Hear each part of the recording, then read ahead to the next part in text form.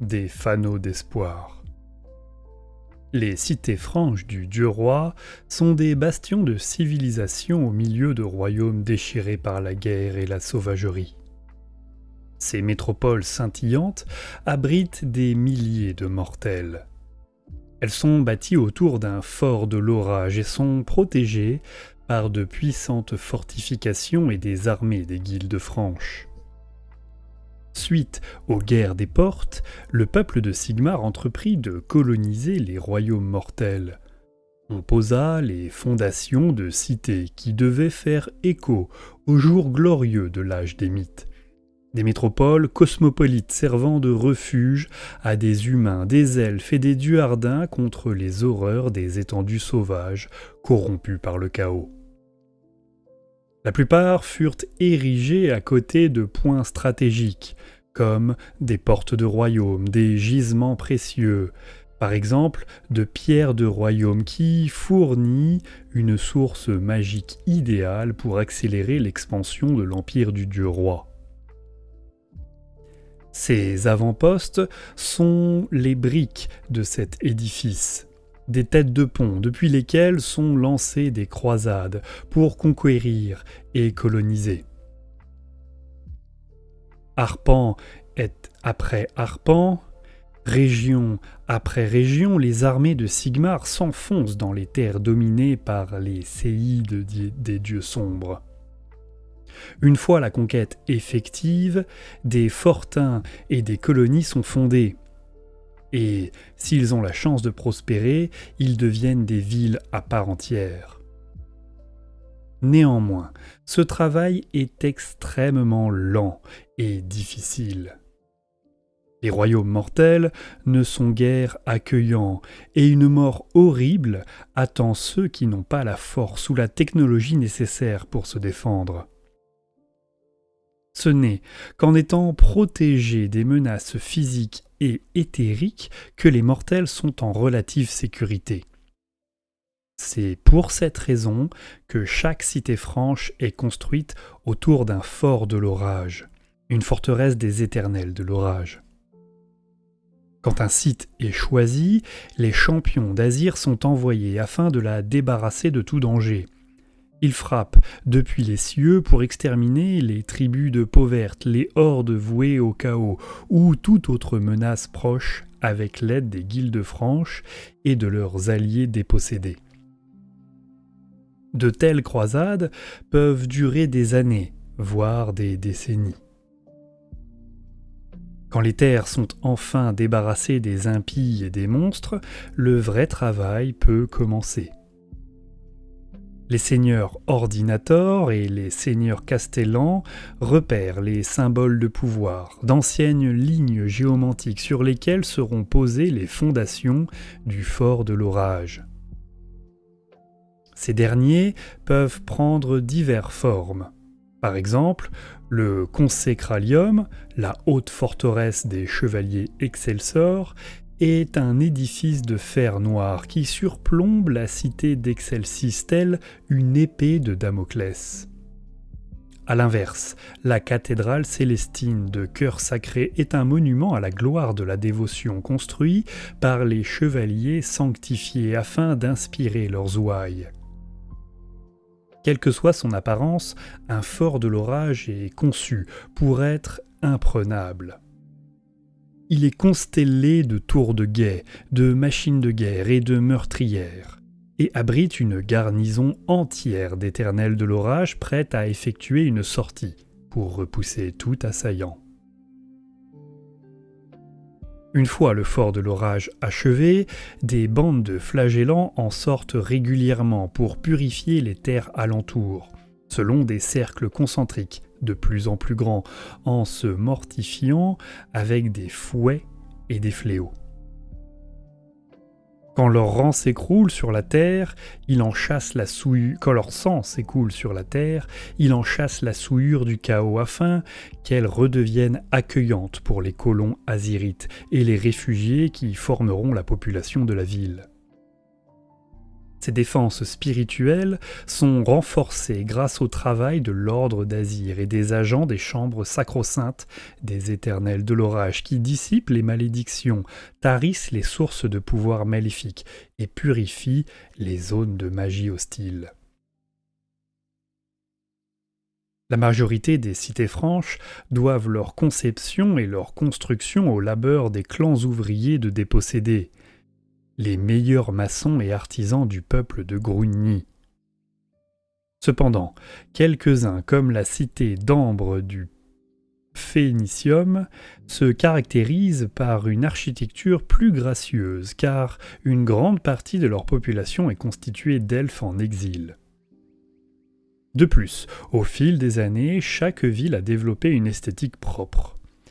Les bâtiments d'Excelsis sont drapés de peaux de reptiles et de requins, alors qu'à Amerolgira, beaucoup de maisons de maîtres ressemblent plutôt à des jardins magnifiques. Les colonies sont souvent disposées en forme de couronne à 12 pointes, car ce nombre est sacré aux yeux des serviteurs du dieu roi.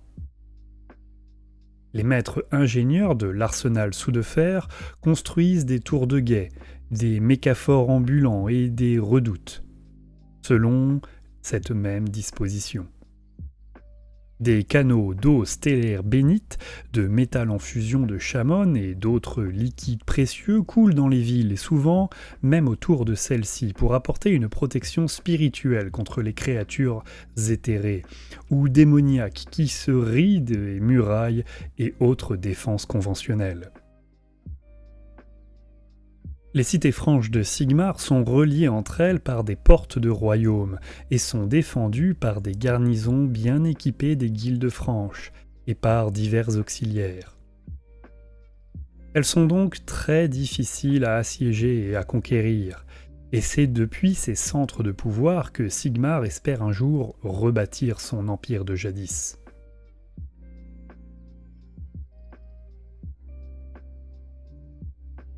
Croisade Zéophore. Les expéditions militaires qui partent des cités de Sigmar et qui sont appelées croisades Zéophore sont d'une taille et d'une composition variables.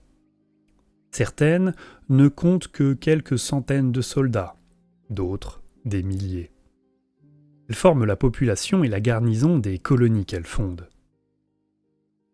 Participer à une croisade éophore, c'est accepter un devoir essentiel confié par Sigmar.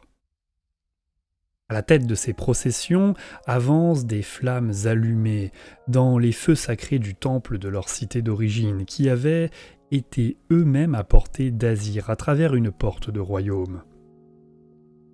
Les braves qui entreprennent une telle marche sont appelés les croisés ou les éophores, car ils ont pour mission de propager la lumière de leur ville dans la nuit qui est tombée sur les terres depuis l'âge du chaos.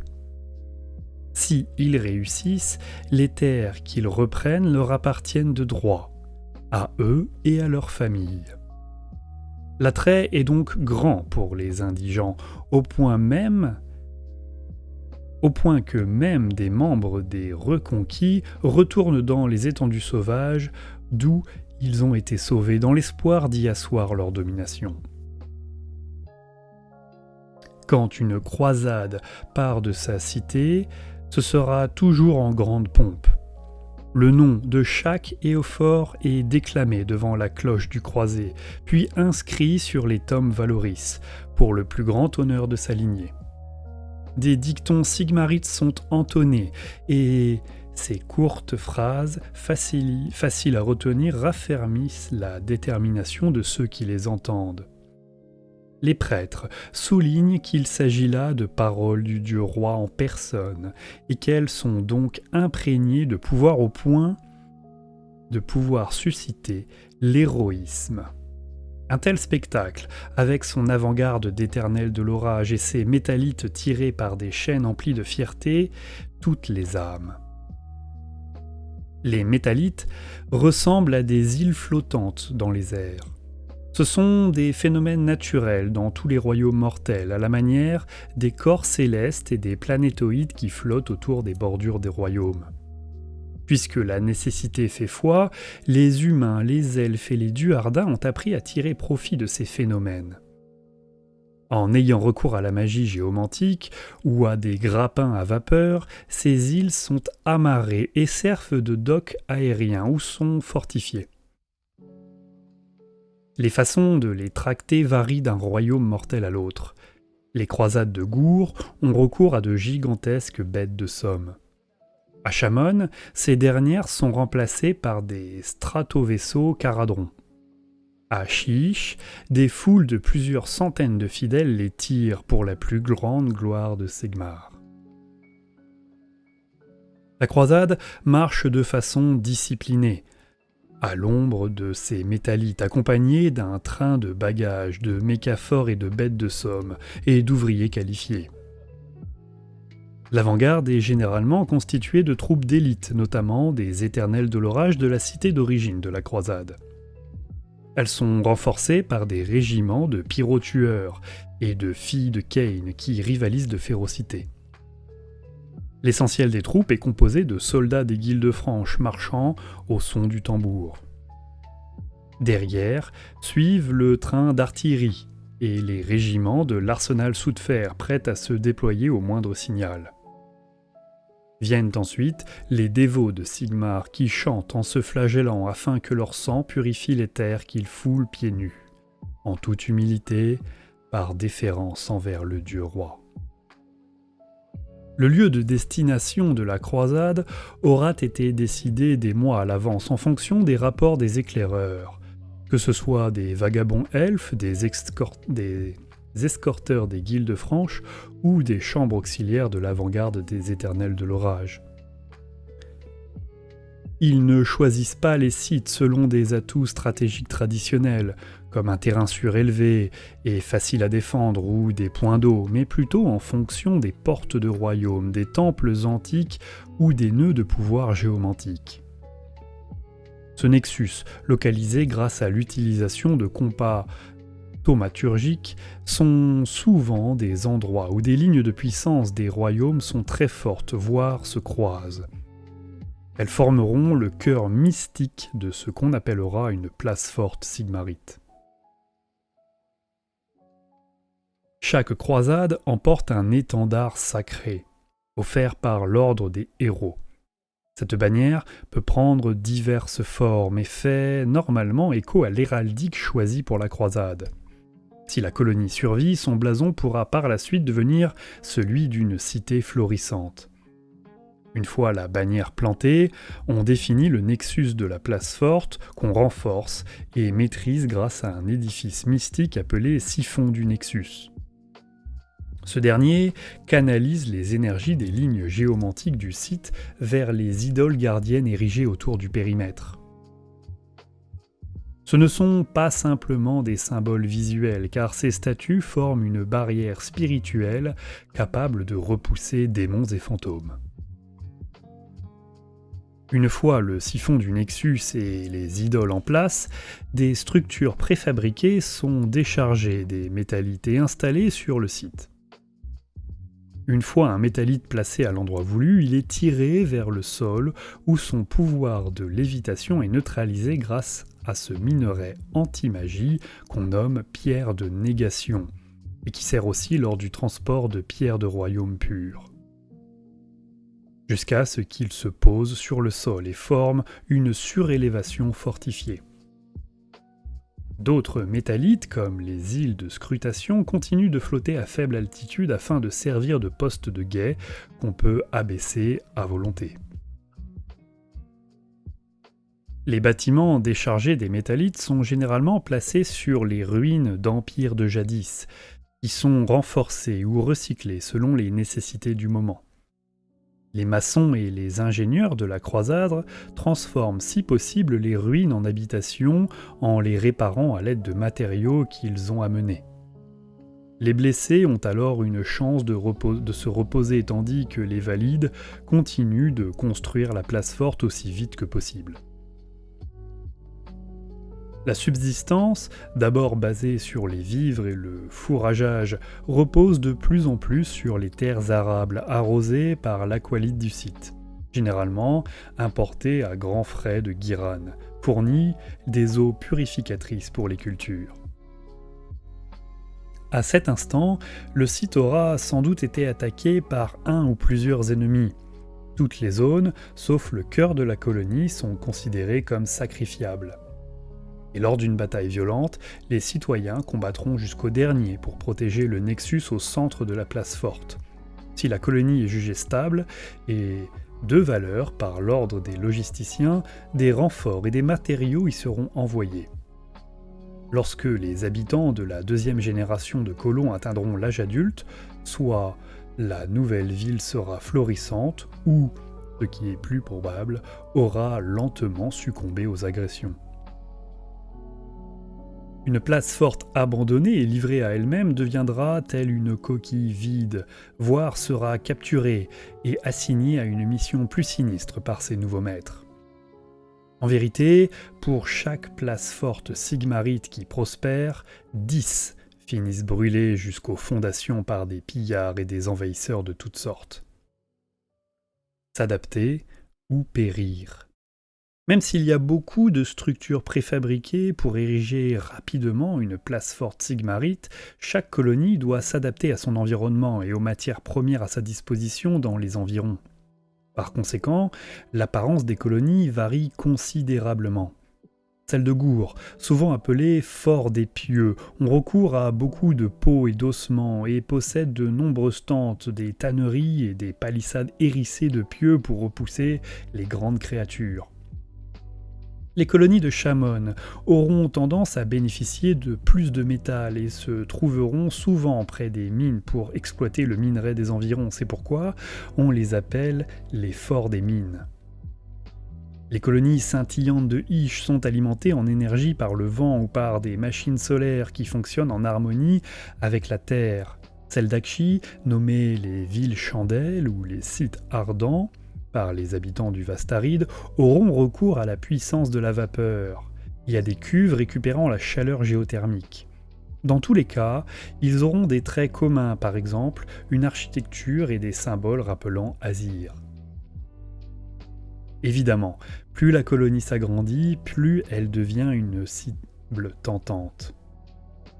Seule, une croisade de grande envergure peut espérer tenir face à des assauts soutenus, le temps que des renforts arrivent. Mais si elle y parvient et survit à ses premiers mois, elle bénéficiera de nouveaux régiments, de matériaux et d'un coup de fouet à son moral. Malheureusement, peu de colonies tiennent bon assez longtemps pour voir arriver les renforts. Le dernier Malleus. Il est courant que les éophores acceptent une pièce de monnaie sacrée comme talisman et comme engagement dans leur cause, surtout quand ils ne sont pas assez sobres pour être lucides. Appelé dernier Malleus, cet objet est fabriqué avec un matériau datant de l'âge des mythes, souvent gravé de l'icône d'une croisade spécifique. Portée autour du cou, du poignet ou de la ceinture, cette petite amulette renforce la détermination de son porteur. Toutefois, celui qui la néglige ou la revend est puni de mort.